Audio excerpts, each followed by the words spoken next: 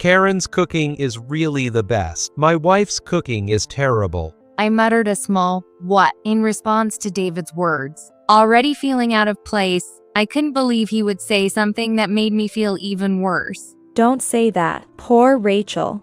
Yeah, sure, Karen is great at cooking, but still. See? Look at that. Nobody is touching the sandwiches she made. I couldn't take their mocking any longer.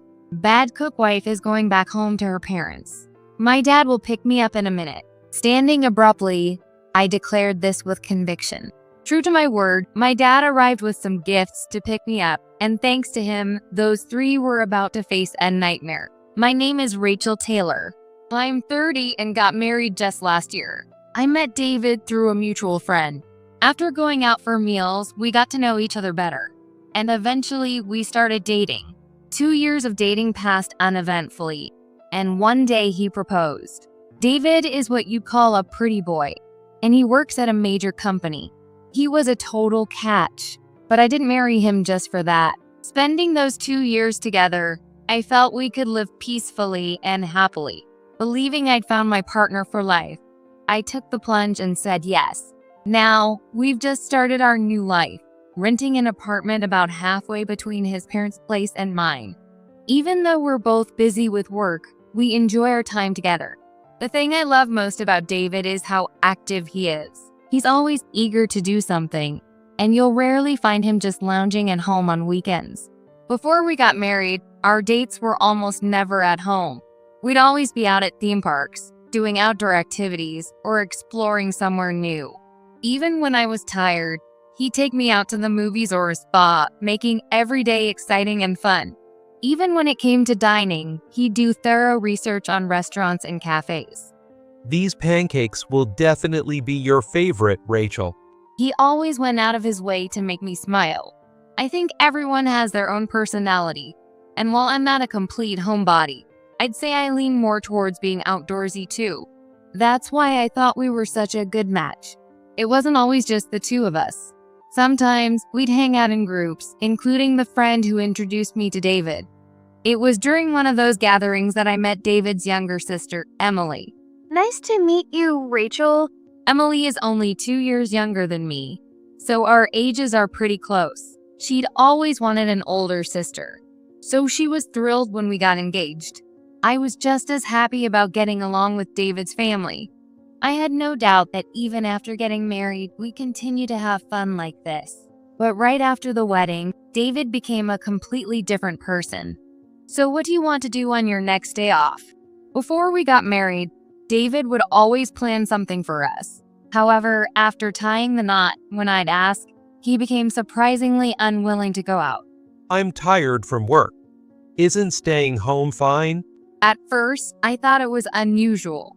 But even months after our wedding, we still didn't go on any dates.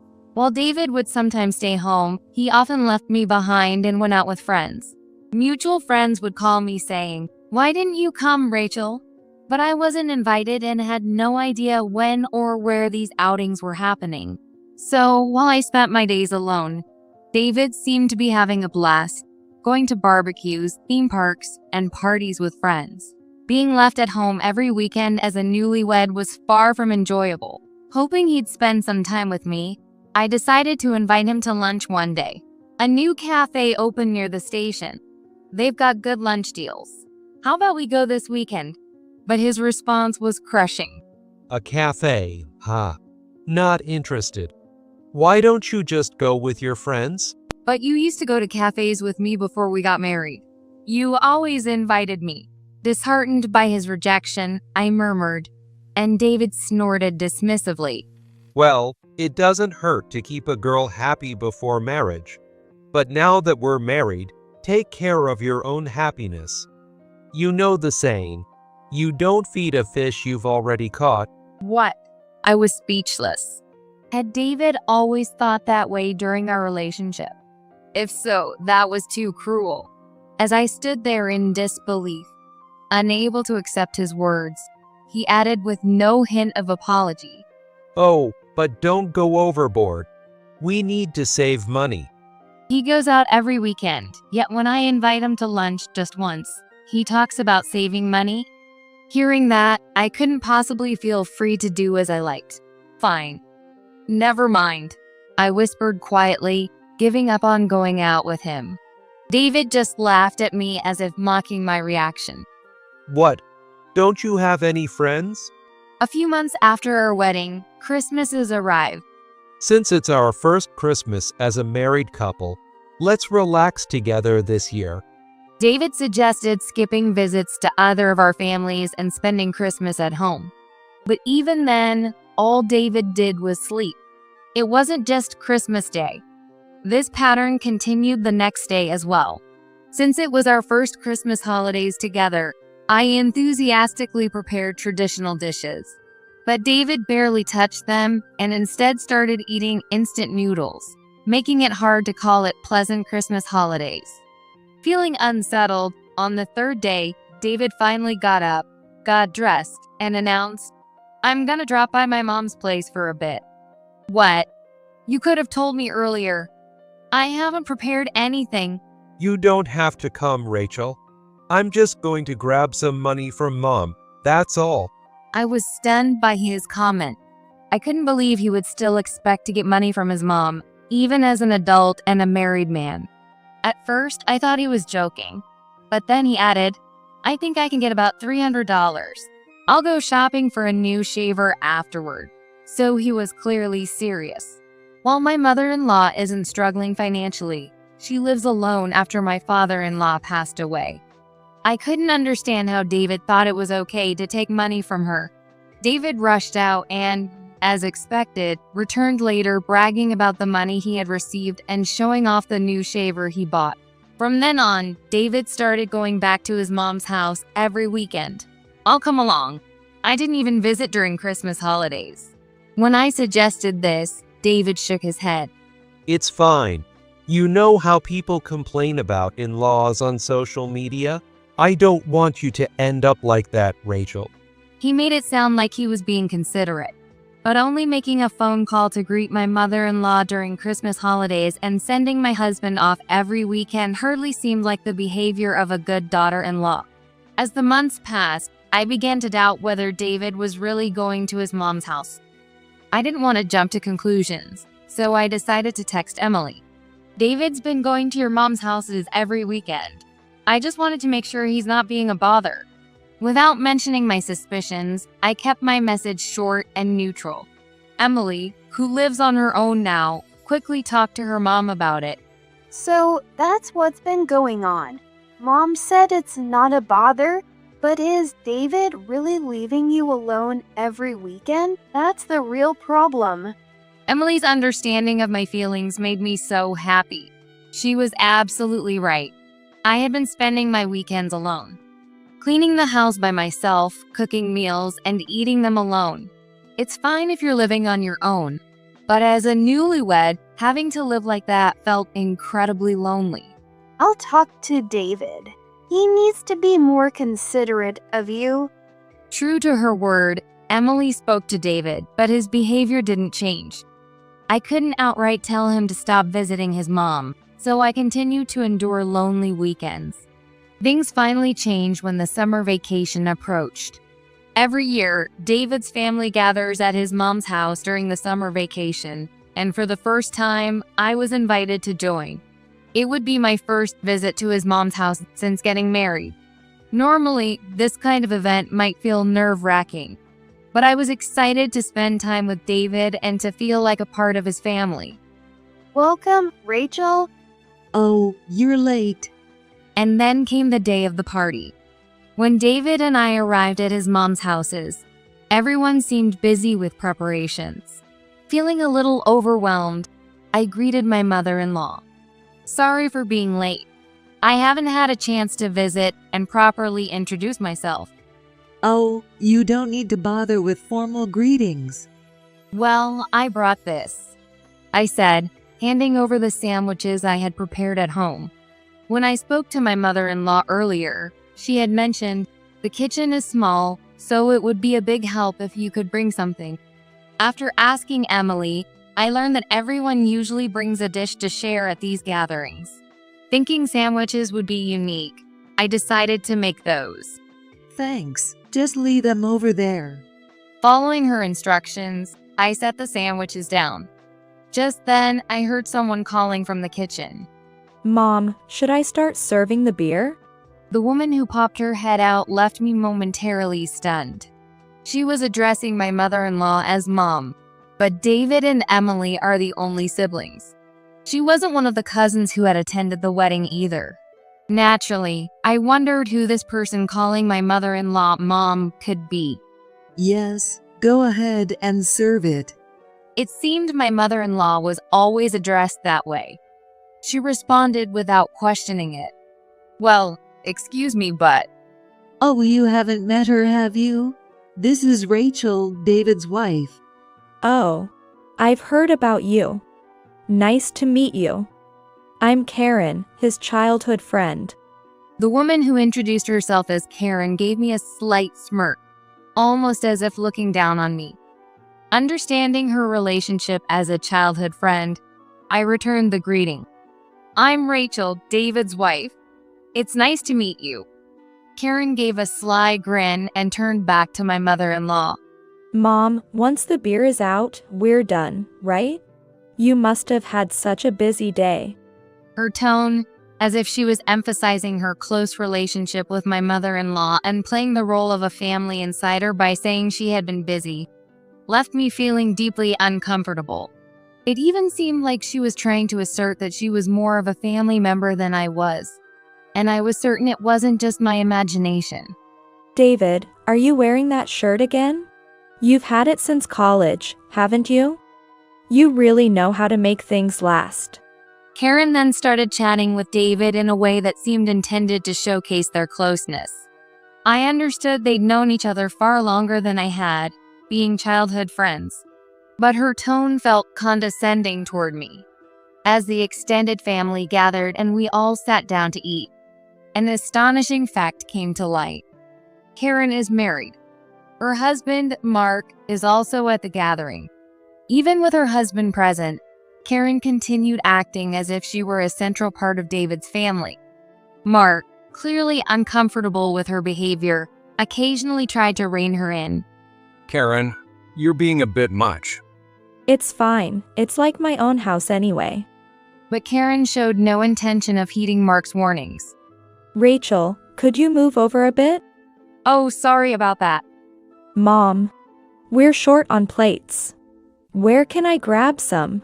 Karen moved about briskly, as if this were her own home, pouring drinks for David's relatives like some kind of party hostess. As someone not yet accustomed to being in my in-laws' houses, I felt overwhelmed by her presence and ended up retreating to a corner of the room. There, I stayed quietly, feeling completely out of place. Rachel, don't worry about Karen. Emily said, the only one who offered me any support. But I don't know what to do. I'm not helping much, and I feel like I'm just in the way. That's not true. Karen's always acted like she owns the place. She just likes being the center of attention. From Emily's tone, it seemed she didn't have very positive feelings toward Karen either. At the same time, I got a clearer picture of Karen's personality, and I couldn't help but give a small, rueful smile. Just then.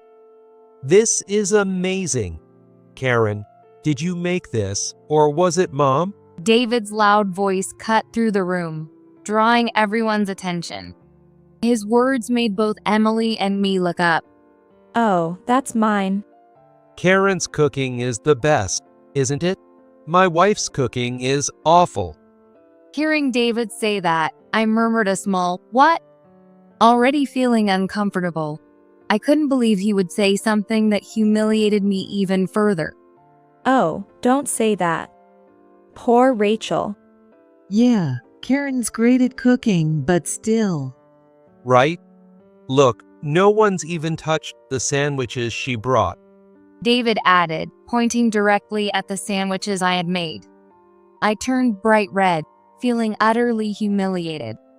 The sandwiches, like me, had been relegated to a corner with no place of their own. That's awful. Don't say things like that.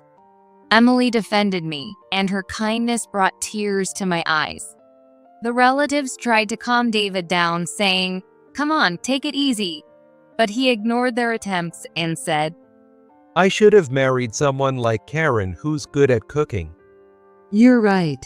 I'd have felt more comfortable if you had. My mother-in-law agreed. Wait. Karen's already married to Mark. Besides, Rachel seems like a good person too. Hearing their exchange, something inside me snapped. All the feelings I had of wanting to cherish David's loved ones, of becoming a true part of his family, were trampled on. David, his mother, and Karen had made me feel utterly ridiculed. There was no longer any reason for me to stay by David's side. Fine then. If that's how you feel, I'll leave. The bad cook wife is getting a divorce and going back home. My dad will pick me up in a minute. I stood up abruptly and made the declaration. What? Rachel? David and my mother-in-law murmured in brief surprise, but Karen immediately laughed and said, "See? Your wife's mad. You should apologize," spurring them to laughter. Why are you getting so serious? It's just a joke. Exactly. Rachel, you shouldn't joke about divorce, even if it's a joke. While the two of them laughed, the rest of the relatives cast disdainful looks at David and the others. Who exactly was making an inappropriate joke here? Only the three of them seemed to be having fun. A few seconds later, the sound of a large car pulling into the driveway echoed through the houses. It was my father. In fact, I had asked him to pick me up shortly before David and Karen had started mocking me. I had told him, "I feel like I'm just in the way here." But now my feelings had completely changed.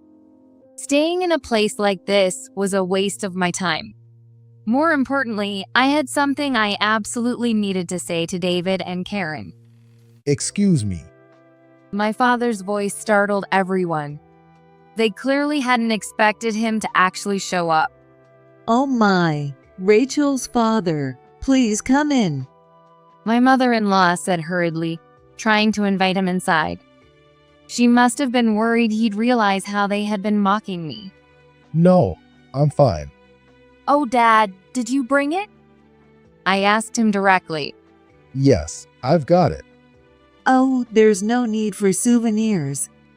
My mother-in-law interjected with a forced smile as she overheard our conversation. But ignoring her, I handed her an envelope with a sharp motion. What's this? "It's proof of David and Karen's affair," I replied with a bright smile. Then I dropped the envelope at her feet, just as my father had brought it over for me. I couldn't believe David's behavior anymore. He came home on weekdays, spent weekends at his mom's houses. And even though I didn't think hiring a private investigator would yield results, I decided to check his phone while he was sleeping one night. The messaging app was locked, but his photo album wasn't. And in it, I found exactly what I had suspected: evidence of his infidelity. The photos my father brought today were screenshots I had taken from David's phone. What? My mother-in-law's eyes widened in shock, and David turned pale as he stood up. Karen froze, her expression one of utter disbelief. I was shocked, too, to think David's mistress would turn out to be his childhood friend. I couldn't identify her from the photos, but seeing her in person today was quite the surprise. At least it saved me the trouble of digging deeper. The first to react was Mark. When he reached for the envelope I had slammed down in front of my mother-in-law, she frantically crouched to hold it down, trying to keep it from being taken. David's mom. This has to be a mistake. Let me check it first. Her panicked tone made it clear. She was in on it, too. I forcibly took the envelope from her hands and dumped its contents onto the floor. Mark froze as he looked at the evidence. Stop it. Karen screamed, rushing over and frantically trying to gather the photos. You. It's not what it looks like. She sobbed while picking up the pictures, but what exactly wasn't as it seemed. I smirked. I would have preferred better quality affair photos, but sorry. This is all I found on David's phone. Karen glared at me with a face as red as a tomato.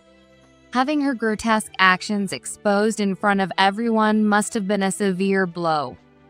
David, on the other hand, stood silently with a face pale as a sheet. The carefree, joking demeanor he'd had just moments ago was gone. David, what is this about? A relative asked him coldly, but he remained silent.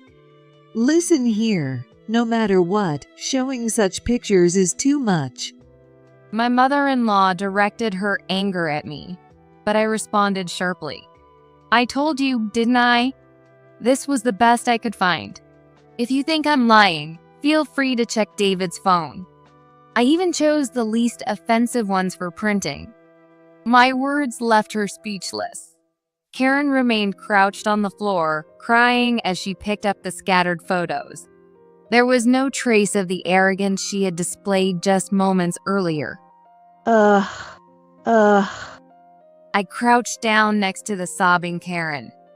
Leaning in close, I whispered where no one else could hear.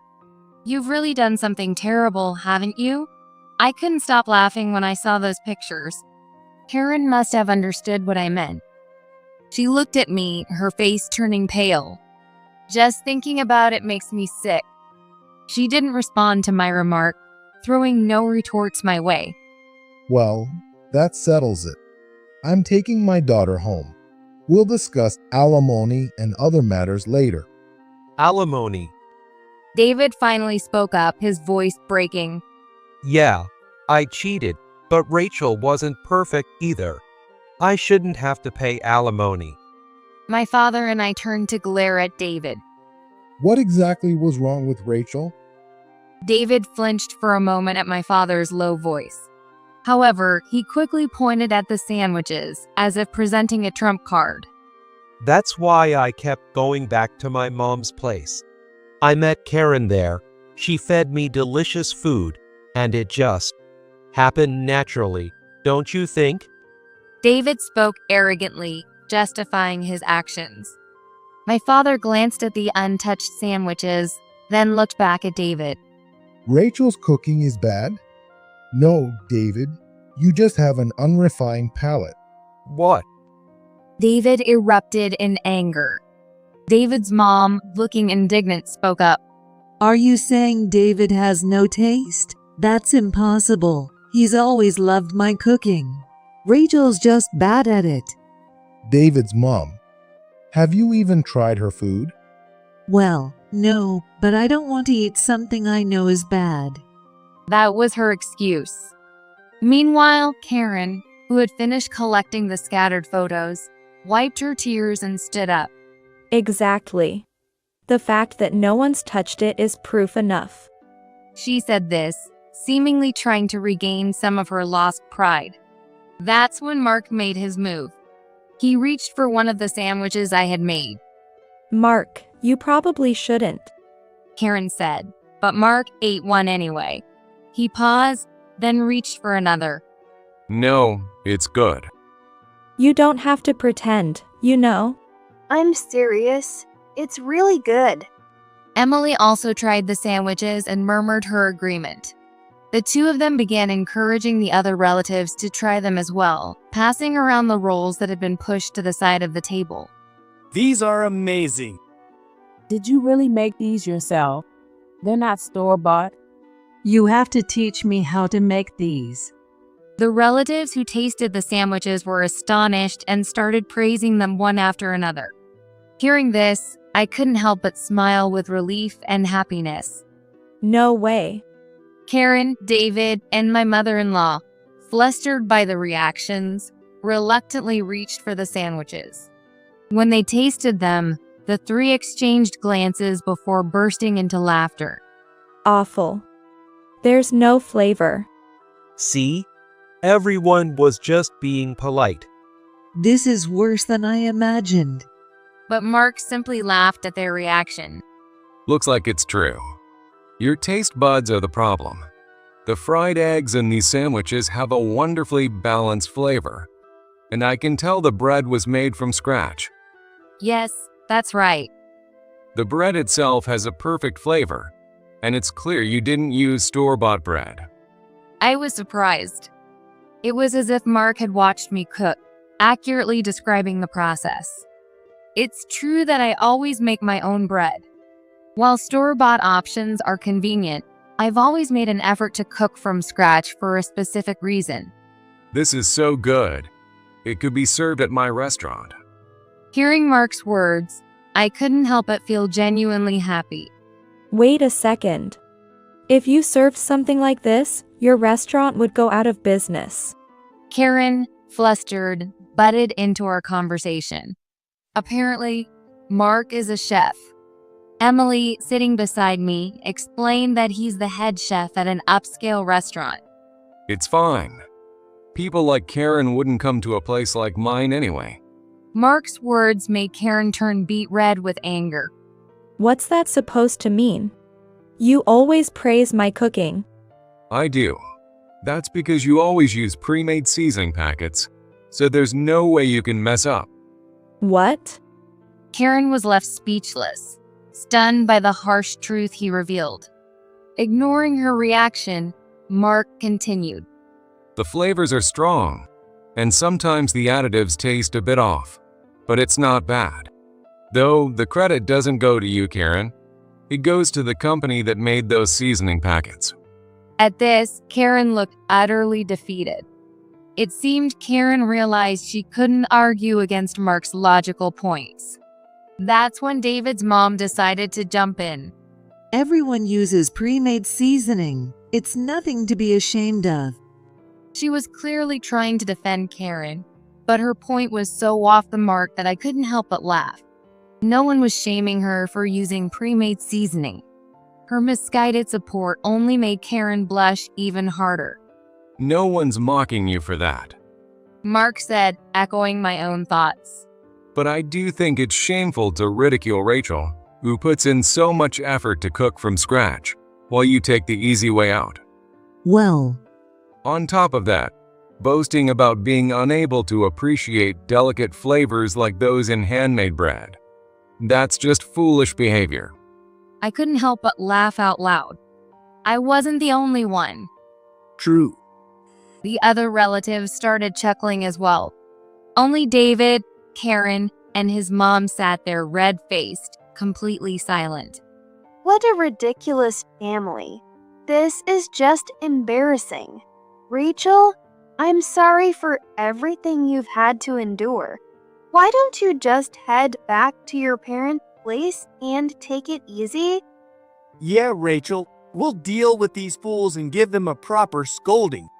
Emily said, clearly exasperated as she apologized on behalf of the idiotic trio. None of the relatives seemed inclined to take David or his mom's side. I'm also glad I learned the truth about Karen's betrayal today. Thank you. Even though Mark must have been hurt as well, he took the time to support me, and I was deeply grateful for that. Thank you so much. My father thanked Emily, Mark, and the relatives who stood by me.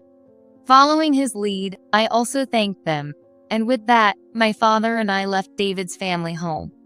It had been a frustrating day, but I felt a little lighter as we drove away.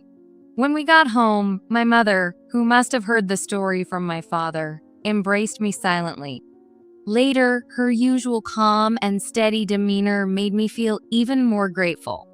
That night, as I was relaxing at my parents' houses, the doorbell rang. It was David. Are you okay?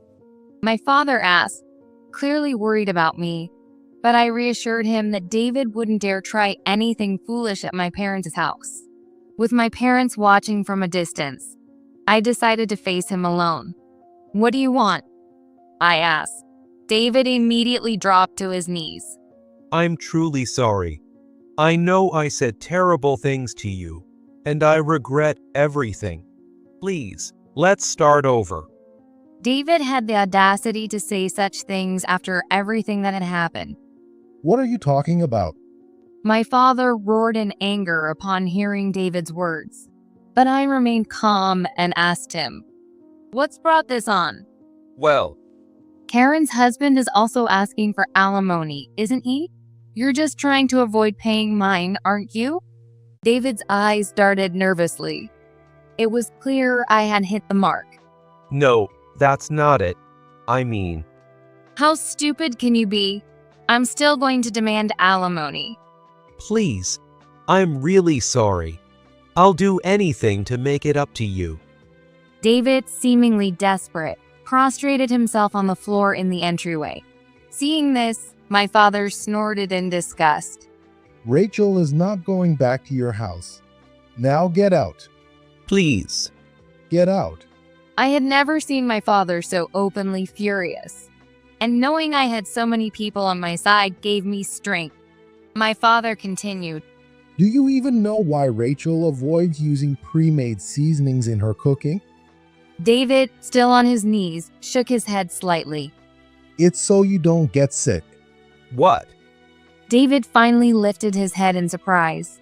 He looked at me with tear-filled eyes. David's father had already passed away.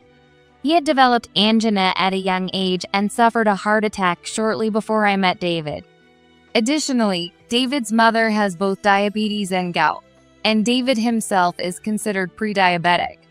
These are all classified as lifestyle-related diseases, making diet a crucial factor. Of course, diet alone can't solve everything, nor is it always the sole cause. Still, knowing that David, born from parents with such conditions, had a high likelihood of facing the same issues, I believed it was important to prioritize healthy eating habits. That's why I studied cooking. I researched and practiced low-carb, healthy recipes and learned how to make homemade bread. Everything was for David. That's the reason I insisted on cooking everything from scratch. Before we got married, David rarely had the chance to eat my cooking. But when he did, he complimented it. After we got married, however, he stopped eating it altogether and only mocked my efforts. Even before the wedding, Rachel worked hard to improve her cooking skills, all for your sake.